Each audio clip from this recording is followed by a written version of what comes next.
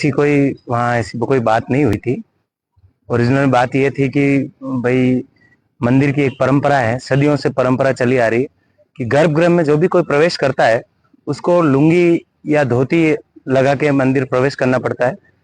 तो वो भाई साहब ने हाफ पैंट पहन रखा था और उस पे वो गमछा लपेट के जल चढ़ाने आ रहे थे।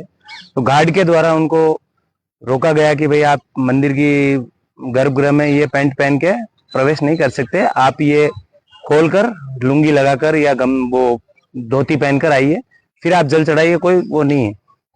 तो वो उस टाइम तो मान गए उस बात को और वहां से कि भाई ठीक है। और वो 5 मिनट बाद वापिस आए मंदिर में और गार्ड से सीधा आकर कहने लगे कि मैं नीच जाति का हूँ या मैं रेगर हूँ, इसलिए मुझे तुम जल नहीं चढ़ाने दे रहे हो। तो भाई उसने कहा कि भाई ऐसी कोई बात नहीं है, आपको ओरिजिनल बात बता दी थी, आप जबरदस्ती क्यों बहस कर रहे हैं।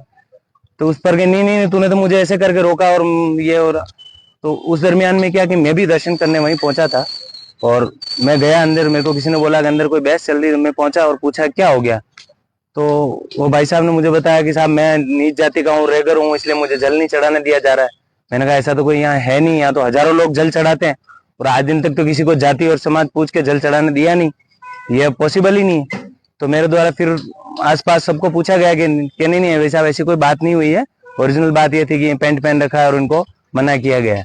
तो मैंने उनको मंदिर से कहा कि प्रेम से उनको मैंने कहा आप यहाँ अच्छा नहीं लगता, इतनी जारी जन वो है, श्रद्धालु है, बाहर चल के बात करते हैं। मैंने उनको बाहर लाकर बेंच पे बिठाकर व्यवस्थित उनसे पूछा।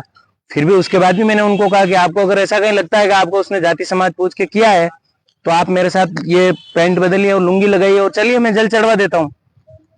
तो उन्होंने कहा नहीं नहीं अब मेरे को नहीं चढ़ाना है, अब तो मेरे को जल चढ़ाना ही नहीं है और आप बाद में बात करेंगे, ऐसी वो धमकी देते और गार्ड से भी अपशब्द और उनसे बहसबाजी करके उनके साथ भी वो अपशब्द बोले और उसके साथ बदतमीजी भी की।